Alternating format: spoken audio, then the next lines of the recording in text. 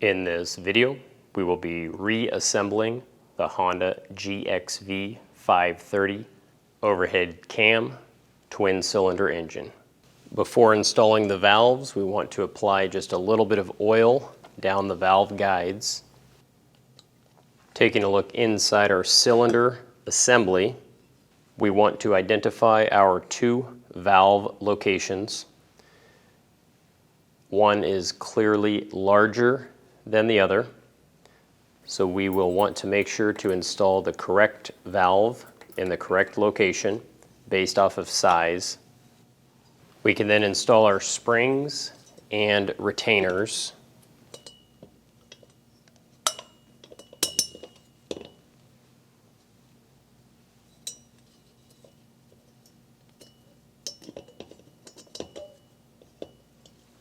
And we'll repeat that process for the other cylinder.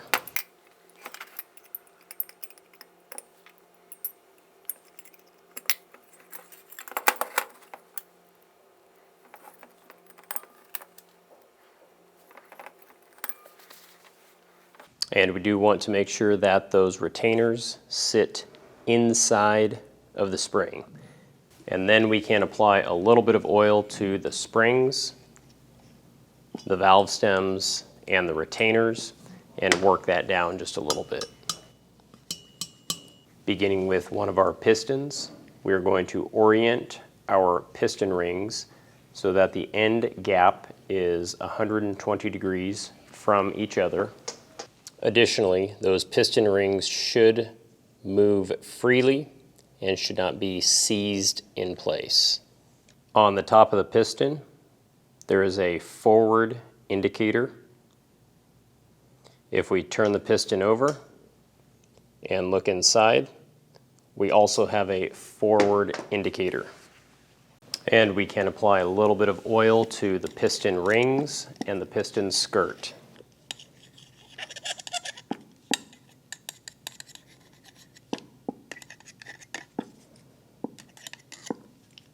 And next comes our piston ring compressor.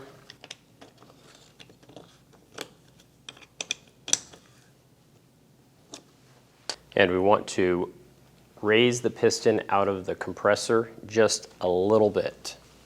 And a little bit of oil on the cylinder walls. And we can then insert the piston into the cylinder. And with one motion, we can install the piston.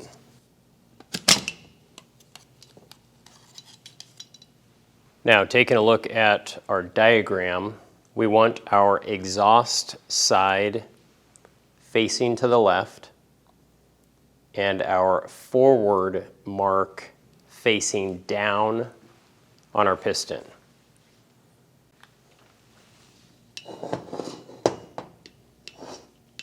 And we can verify our exhaust side by the exhaust port. And we can then rotate the piston until that forward mark is facing down.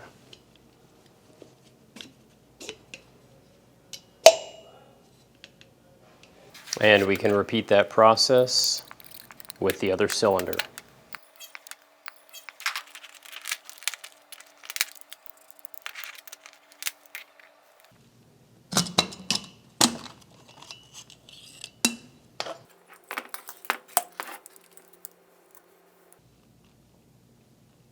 After applying a little bit of oil to the PTO journal on our crankshaft, we can install that crankshaft into the engine. Taking a look inside our engine, we will be starting with the cylinder to the top left of the crankshaft. This piston will sit behind the other piston just a little bit, or rather the connecting rod and connecting rod end cap sits towards the back. And we also want to make note that we do have two alignment pins that will help us seat this cylinder correctly.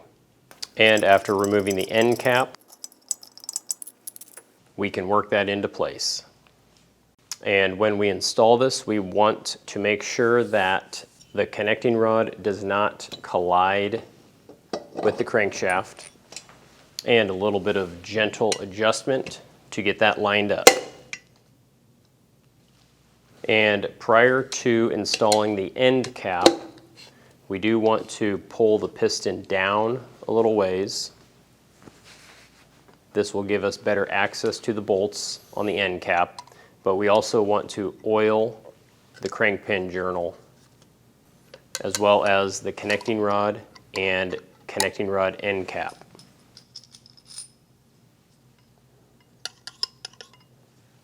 Our match marks are on the back side facing away from you. So when installing the end cap, you should not be able to see the small dot.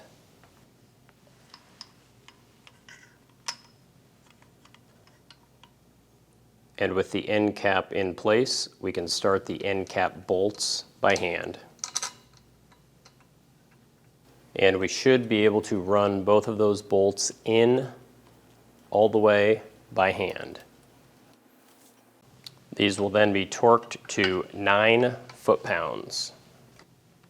And then you'll want to rotate the crankshaft several times just to make sure nothing is catching or binding. And because everything is looking good on this, I'm going to install my one 10mm bolt to 9 foot-pounds and my 4 flange nuts to 24 foot-pounds. And I can repeat this process with the other side.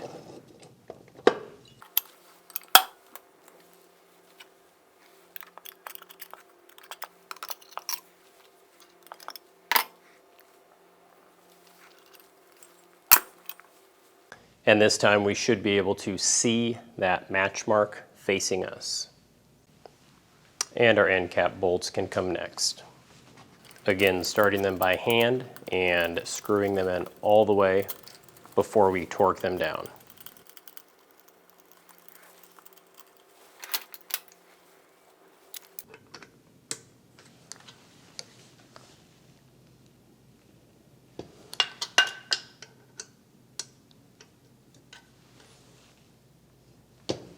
And rotating that crankshaft a couple more times will verify that we are on the right track.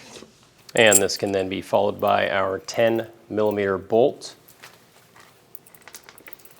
and our 4 flange nuts. And again, starting all of these by hand first.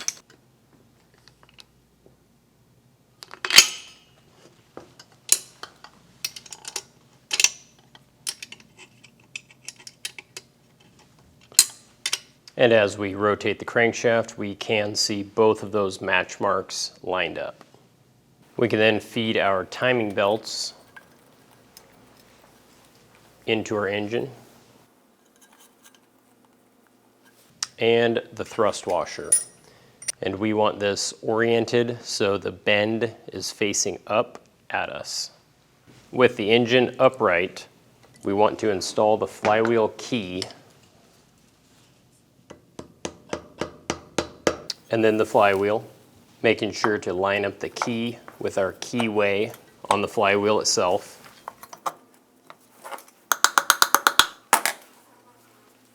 And if we take a look at the flywheel, we have 3 indentations. Those indentations need to line up with the 3 protrusions on the backside of the flywheel cooling fan. And it will only go on one way, so you need to rotate it until it seats fully. Double checking that each of the protrusions are lined up with the recessed areas. Next, our cooling fan plate has 3 notches, and that will connect up with the 3 protrusions on our flywheel fan.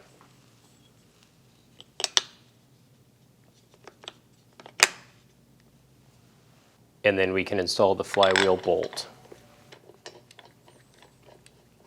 If we temporarily set our cover over our flywheel fan, we want to make note of the 2 stud bolt locations. These then correlate to our 2 ignition coil bolt locations. These are what we want to use for timing the engine. Taking a look at the flywheel fan, we have a small hole with a mark and the letter T. This is our indicator mark for timing our engine. And our objective is to line up that T mark with the little hole with our stud for our first cylinder. We then want to flip the engine around and install my cam pulley. And to aid in this process, I have both of my belts on the front end or the PTO side of that crankshaft. They are not sitting on the teeth. And I can hold my belt towards the back and slip that cam pulley in, and then the belt over that flange on the cam pulley.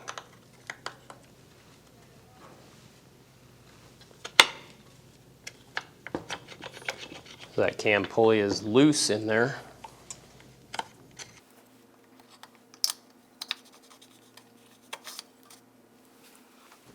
And then I can work that back belt on. And back to my flywheel side, I'm going to verify that my indicator mark on the flywheel fan still lines up with my stud location for my ignition coil.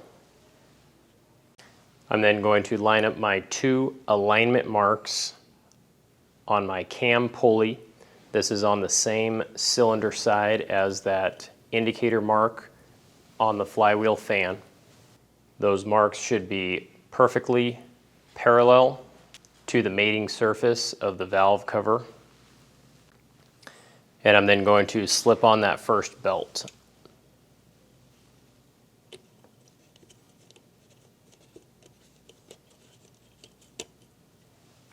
Making sure I don't accidentally rotate the cam pulley or the crankshaft.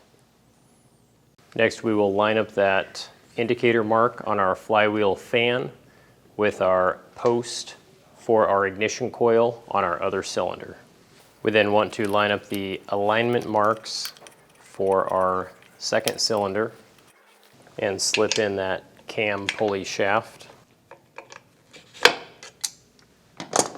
And then we'll rotate the engine a couple times just to verify that these alignment marks do align at the correct positioning.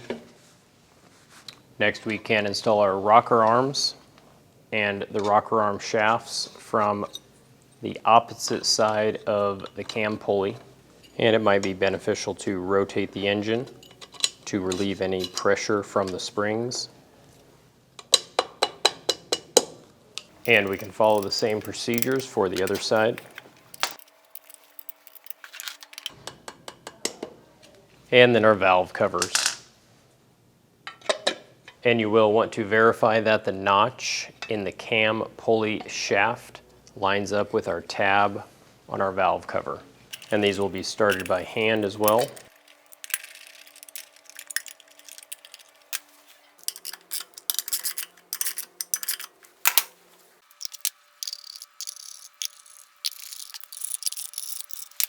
We can then install the oil pan, making sure to line up our oil tubes as well as our alignment pins.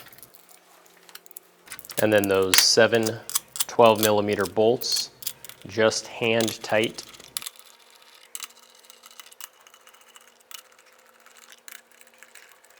We will then torque those in sequence. We can see the sequence jumps around just a little bit.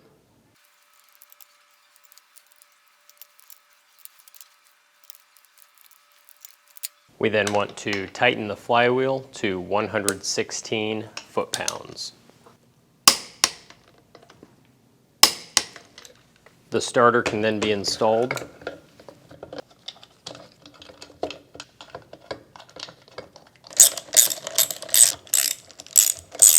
Located near the oil filter, we have our sensor.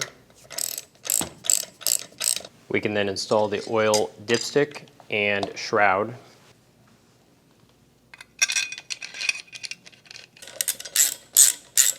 We then have our fuel pump located right nearby.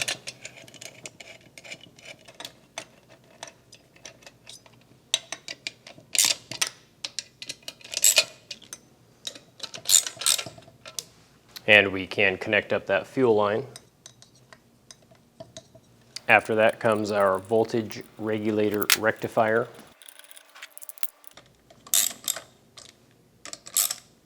In getting ready to install the ignition coils, we have a low side and we have a high side. Our low side needs to have our spacers. Additionally, that low side will have our ignition coil that does not have the wiring harness bracket on it.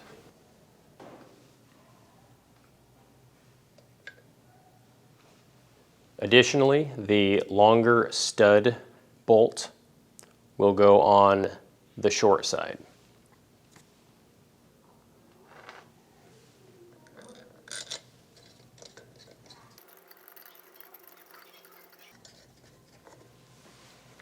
And much in the same, we have a longer 10mm bolt that will end up going on our short side with those two risers.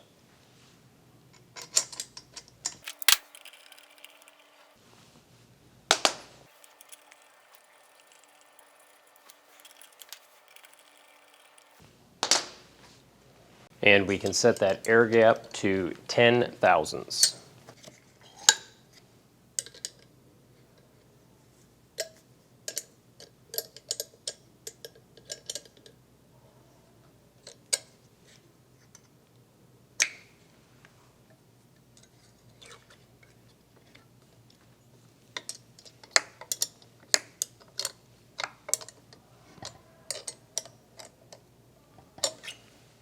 And again on our other side.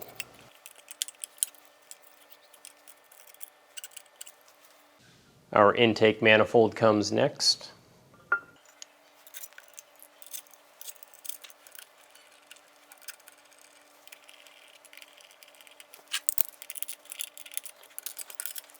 Followed by the engine stop diode. And we can connect up our coil on both sides.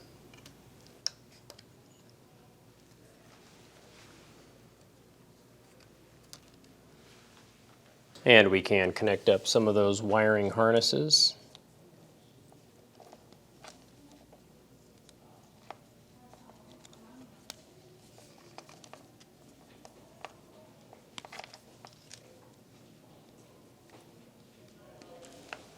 We then have our carburetor insulator, and control assembly, as well as the elbow.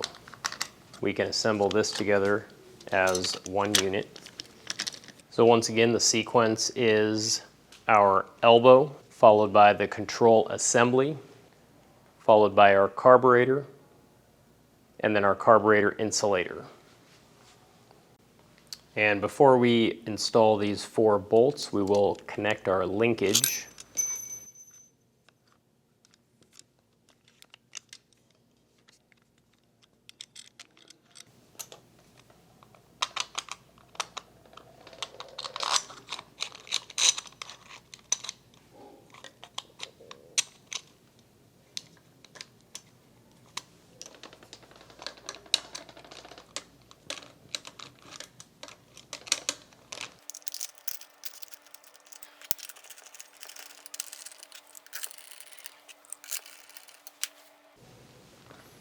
And then we can install our air line. And then we do have an additional piece of linkage on the left side of the carburetor. And then on our carburetor assembly, another wiring harness. We have our fuel line for our fuel pump. And then we can install the top. 2 flange nuts on top.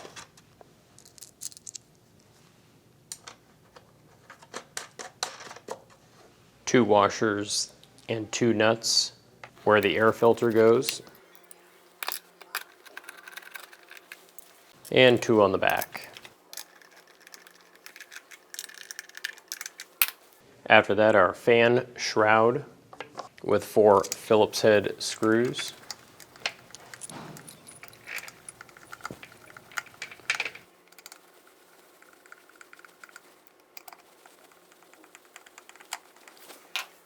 Then we have our air filter and cover.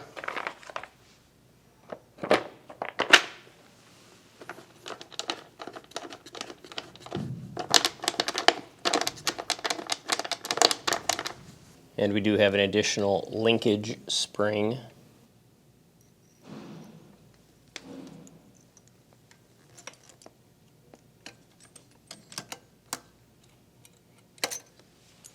And lastly, our 2 spark plugs.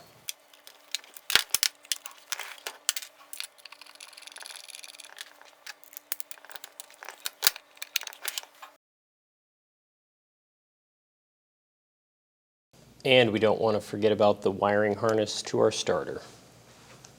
And this concludes reassembly of the Honda GXV530 overhead cam twin cylinder engine.